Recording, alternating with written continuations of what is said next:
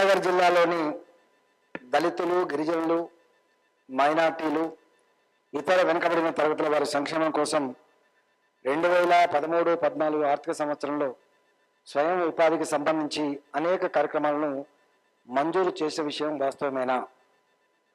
అవునండి. అయితే ఆ వివరాలు ఏమిటి? అట్టి కార్యక్రమాల కోసం ప్రభుత్వం నుండి సబ్సిడీ విడుదల కానందున సదరు కార్యక్రమాలను అమలు చేయని విషయం ప్రభుత్వ దృష్టికి వచ్చిందా? అయితే ఆ సబ్సిడీలను ఎప్పటిలోగా విడుదల చేయడం జరుగుతుంది? అధ్యక్ష,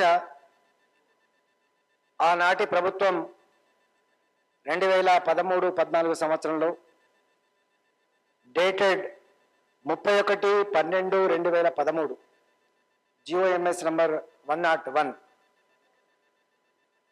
ఈ జీవో విడుదల చేయడం జరిగింది. అధ్యక్ష, ఈ జీవో మొత్తం రాష్ట్ర వ్యాప్తంగా తెలంగాణ 10 జిల్లాలతో కలిపి మొత్తం రాష్ట్ర వ్యాప్తంగా ఆనాడు ప్రభుత్వం ఈ జీవోని ఇవ్వడం జరిగింది. అధ్యక్ష, ఈ జీవోలో రాష్ట్ర వ్యాప్తంగా టార్గెట్స్ ఏంటంటే దీంట్లో SC corporation, ST corporation, BC corporation, BC federations, minority corporations, Christian minority corporations, MEPMA ఇన్ని రకాల వాటికి దాదాపు 1,70,157 మందిని టార్గెట్గా పెట్టుకొని 460,25,80,80 రూపాయలతోటి సబ్సిడీ తోటి ఈ కార్యక్రమాన్ని అమలు చేయాలని చెప్పి భావించడం జరిగింది. అధ్యక్ష, దీంట్లో దాదాపుగా వాళ్ళకి సెల్ఫ్ ఎంప్లాయ్మెంట్ స్కీమ్ కింద వాళ్ళ కాళ్ళ మీద వాళ్ళు నిలబడడానికి 98 రకాల యాక్టివిటీని దీంట్లో ఎన్నుకోవడం జరిగింది. అధ్యక్ష, 98 రకాల యాక్టివిటీ ఎన్నుకోవడం జరిగింది. అధ్యక్ష, అందులో ఎస్సీలకి 60% subsidy, maximum limit subsidy is 1 lakh. ఎస్టీలకి 60% సబ్సిడీ, 1 lakh మ్యాక్సిమం టార్గెట్. బీసీలు, మైనార్టీలకి 50% సబ్సిడీ చొప్పున వాళ్ళు కూడా 1 lakh టార్గెట్. అధ్యక్ష, అట్లే డిజేబుల్డ్ పర్సన్స్ కూడా అదే పద్ధతిలో చేసిన. అధ్యక్ష, కరీంనగర్ జిల్లాకి ఎస్సీ కార్పొరేషన్ టార్గెట్ 4,026 మందికి. దాంట్లో బెనిఫిషరీస్ని సెలెక్ట్ చేసింది 2,409 మందిని. దాంట్లో సబ్సిడీ అమౌంట్ వచ్చేసి 14,09,03,000 రూపాయలు. అధ్యక్ష, కానీ రిలీజ్ చేసింది మాత్రం ఆనాడు 946 మందికి కేవలం 5,72,00,000 మందికి 5,72,00,000 రూపాయలు రిలీజ్ చేసినట్టుగా ఉంది. అధ్యక్ష, బాకీ 8,37,00,000 1,423 మందికి ఆనాడు ఉండే. అధ్యక్ష, అట్లనే ఎస్టీలకు కూడా టార్గెట్ వచ్చేసి 983, కానీ ఐడెంటిఫై చేసింది కేవలం 269 మాత్రమే. ఇవాళ దానికి సబ్సిడీ అమౌంట్ వచ్చేసి 1 కోటి రూపాయలు మాత్రమే, 1 రూపాయి కూడా విడుదల చేయలేదు. మైనార్టీల కోసం ఆనాడు 850 మందిని టార్గెట్ పెట్టుకున్నారు, 650 మందిని సెలెక్ట్ చేసిండ్రు, 3,53,00,000 ఇవ్వాలని చెప్పి ఆ రోజు అనుకున్నారు. అట్లే బీసీ కార్పొరేషన్ కూడా 6,252 మంది టార్గెట్ పెట్టుకుంటే 4,584 మందిని సెలెక్ట్ చేసుకుంటే 12,83,00,000ని అమౌంట్గా సబ్సిడీ అమౌంట్గా పెట్టుకొని కొంత ఆనాడు రిలీజ్ చేయడం జరిగింది. అధ్యక్ష, ఇది ఆనాడు పరిస్థితి. ఆనాడు ఎన్నికల కారణంగా ఎందుకు అమలు చేయలేకపోయినారు అంటే ఆనాడు వరుసగా ఎన్నికలు రావడం వల్ల ఆ రోజు ఇది జీవోలకే పరిమితమైంది తప్ప డబ్బులు మాత్రం ఇచ్చిన పాపన పోలేదు. అధ్యక్ష, దీంట్లో తెలంగాణ ప్రభుత్వం ఏర్పడిన తర్వాత స్వయంగా మా ముఖ్యమంత్రి గారికి కలిసి అనేక దరఖాస్తులు దీంట్లో ఇవ్వడం జరిగింది. అధ్యక్ష, అయ్యా ఇది మంచి ఉద్దేశంతో పెట్టబడేటువంటి కార్యక్రమం అయినప్పటికీ కూడా దీంట్లో సెలక్షన్ విషయంలో సరిగా పద్ధతులు పాటించలేదు. మూడో అంశం ఏంటంటే ప్రభుత్వం టార్గెట్ ఇచ్చినప్పటికీ కూడా ప్రభుత్వం ఈ వర్గాలను ఆదుకోవాలని ప్రయత్నం చేస్తున్నప్పటికీ కూడా బ్యాంకర్స్ నుంచి వెళ్ళి సరైన సపోర్ట్ అందట్లేదు. మీరు ఏదైనా చేసి, ఎందుకంటే ఇంత పెద్ద అమౌంట్ కాబట్టి 1 పైసా 2 పైసలు కాదు అధ్యక్ష, 460 కోట్ల పైచలు కాబట్టి దీన్ని కొంత మీరు ఒక ఎంక్వైరీ చేయండి, దీని మీద ఒక సమగ్రంగా ఆలోచన చేయండి. ఆలోచన చేసి అవసరమైతే ఇంకొంతమంది బెనిఫిషరీని పెంచండి, అవసరమైతే ఇంకొంత డబ్బు ఇచ్చాను కూడా. వీటిని కేవలం సబ్సిడీ కోసం కాకుండా వాళ్ళ కాళ్ళ మీద వాళ్ళు నిలబడి బతకడానికి కావాల్సినటువంటి పద్ధతిలో మీరు కొంత ఈ స్కీమ్ని మాడిఫై చేయమని చెప్పి కూడా మా గౌరవ ముఖ్యమంత్రి గారికి చెప్పడం జరిగింది అధ్యక్ష. దాని మీద ఇప్పుడిప్పుడే అంటే మీకు తెలుసు ఇలా అధికారులు పూర్తి స్థాయిలో లేరు కాబట్టి సమాచారం రాబట్టమే చాలా కష్టంగా ఉంది. కాబట్టి మా ముఖ్యమంత్రి గారు ఈ విషయంలో ఒక కమిటీ వేసి దాని మీద సమగ్రంగా ఆలోచన చేసి దీన్ని ఫుల్ఫిల్ చేయాలి, దీంతో మరింత పటిష్టం చేయాలి, మరింత గొప్ప పారదర్శకమైన పద్ధతిలో ముందుకు తీసుకుపోవాలి. ఈ వర్గాలని ఆదుకోవాల్సిన బాధ్యత ప్రభుత్వం మీద ఉందని చెప్పి మా గౌరవ ముఖ్యమంత్రి గారు ఆలోచన చేస్తున్నారు. కాబట్టి తప్పకుండా కరీంనగర్ జిల్లాతో పాటుగా నా దగ్గర స్టేట్ వ్యాప్తంగా కూడా ఉన్నాయి అధ్యక్ష. కరీంనగర్ జిల్లాతో పాటుగా రాష్ట్ర వ్యాప్తంగా కూడా ఈ పాలసీ మీద ఒక సమగ్రమైనటువంటి ప్రణాళికలు రూపొందించుకొని దీన్ని అమలు చేసేటువంటి ప్రయత్నం చేస్తాం అధ్యక్ష. దీంట్లో ఏ లోపాలు అయితే ఉన్నాయో ఆ లోపాలను కూడా తప్పకుండా సరిచేసే ప్రయత్నం కూడా ప్రభుత్వం చేస్తామని చెప్పి మనం చేస్తున్నాం. నిరుద్యోగ యువతకు ఏదైతుందో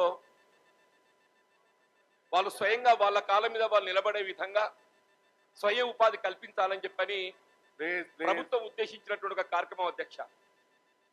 దాని దురదృష్టం ఏంటంటే లక్షలాది నిరుద్యోగ యువత వాళ్ళు కూడా దళితులు బలహీన వర్గాల అధ్యక్ష. మరి అటువంటి వారికి కొరకు ఉద్దేశించినటువంటి ఒక కార్యక్రమం ఒకటి ఎంపికలో అలసత్వం. దయచేసి ఇక్కడ ప్రభుత్వం ఆ ప్రభుత్వం ఈ ప్రభుత్వం అని చెప్పని నేను విమర్శలు పోవటం లేదు. ఇవాళ ఏదైతుందో ఎవరమైనా కానీ నేను గౌరవ మంత్రి గారికి నిర్మాణాత్మకంగా ఇది నిరుపేద వర్గాలకు సంబంధించింది కాబట్టి వాళ్ళకి ఏ విధంగా సహకరిద్దాం ఉపయోగపడతాం అనేది ఆలోచన చేయాలంటుంది. గౌరవ మంత్రి గారు ఏదైతుందో కరీంనగర్ జిల్లాకు సంబంధించి ఎస్సీ కార్పొరేషన్ ద్వారా 4,000 లక్ష్యం పెట్టుకుంటే 2,000 వరకు ఎంపిక చేయడం జరిగిందని చెప్పన్నారు అధ్యక్ష. వాస్తవం టార్గెట్ వాసే 8,030. నా దగ్గర కూడా కలెక్టర్ గారి నివేదిక ఉంది అధ్యక్ష. వీళ్ళ జిల్లా కలెక్టర్ గారి నివేదిక ఇది. వీళ్ళ దళితులు ఏదైతే ఉందో 8,030 మంది లబ్ధిదారులను 58,39,00,000 వీళ్ళు మనం ఇచ్చేటువంటి ఒక సబ్సిడీ ఏ మేరకు ఇచ్చినా కానీ కాదు అంటే ఆ సబ్సిడీకి తోడు ప్రభుత్వమే గ్యారంటీగా నిలిచి మరి లోన్ ఇవ్వండి పర్వాలేదు. కానీ బ్యాంకర్ వాళ్ళు ఎంతవరకు వారు ఏం ఆలోచన చేస్తున్నారు అధ్యక్ష? వాళ్ళు తిరిగి ఎవరు అప్పు కట్టగలుగుతారు, ఎవరు ఆస్తులు కలిగి ఉన్నారు వాళ్ళకు మాత్రమే వీళ్ళ బ్యాంకర్స్ ఏదైతుందో లబ్ధిదారులు ఎంపిక చేసేటువంటి పరిస్థితి ఉంది. దీంతో నిజమైనటువంటి లబ్ధిదారులు మరి వాస్తవంగా లబ్ధి పొందలేకపోతున్నారు అధ్యక్ష. దయచేసి ఏదైతున్నదో వీళ్ళ నిరుపేద వర్గాలకు సంబంధించింది కాబట్టి ప్రభుత్వం వీళ్ళ మీరు ఎస్సీ ఎస్టీ బలహీన వర్గాలే కానివ్వండి మైనార్టీ వర్గాలే కానివ్వండి ఫుల్ అవుట్లే మీరే అంటున్నారు లబ్ధిదారులు పూర్తి స్థాయిలో ఎంపిక చేయలేకపోయారని చెప్పని. అవకతవకలను సరి చేయండి. అవకతవకలు ఎవరు సమర్థించే వాళ్ళు లేరు. మీరు అవకతవకలు సరి చేయండి, లబ్ధిదారులను పూర్తి స్థాయిలో ఎంపిక చేసి ఏ పరిస్థితుల్లో కూడా 2013-14 సంబంధించి నిర్దేశించిన లక్ష్యాన్ని మీరు ఏదైతున్నదో పూర్తి స్థాయిలో 100% అమలు జరిగే విధంగా చర్యలు చేపట్టాలంటున్నాను. దానికి తోడు ఇదొకటి మీరు తిరిగి గౌరవ ముఖ్యమంత్రి గారు కూడా ఉన్న సభలో ఈ బ్యాంక్ కాన్సెంట్ అనేది ఇబ్బందికరంగా మారుతుంది అధ్యక్ష. నిరుపేద వర్గాల వాళ్ళు ఏదైతుందో ఎంతవరకు ఎవరు రీపేమెంట్ చేయగలుగుతారు, ఎవరు ఆస్తిపాస్తులు కలిగి ఉన్నారు, ఎవరు బ్యాంకు సెక్యూరిటీ ఇవ్వగలుగుతారు అనేటువంటి ఒక ఆలోచనలు చేయడంతో ఈ లబ్ధిదారుల ఎంపికలో ఏదైతుందో అవగతవలు జరుగుతున్నాయని చెప్పంటూ నేను కూడా. కాబట్టి ఏదైతుందో సబ్సిడీతో కాదు అంటే ప్రభుత్వం మీరు గ్రాంట్ ఇవ్వండి, లోన్ అని ఇవ్వండి, ప్రభుత్వమే బ్యాంకర్ సెక్యూరిటీగా నిలవండి. అభ్యర్థుల ఎంపికలో లబ్ధిదారుల ఎంపికలో బ్యాంకర్ను పక్కన పెట్టండి. లబ్ధిదారుల ఎంపికలో మీరు ఎంపీడీఓనే కానీ ఎంఆర్ఓనే కానివ్వండి, మీరు ఏ అధికారే కానివ్వండి, మీరు అధికారం సూచించండి.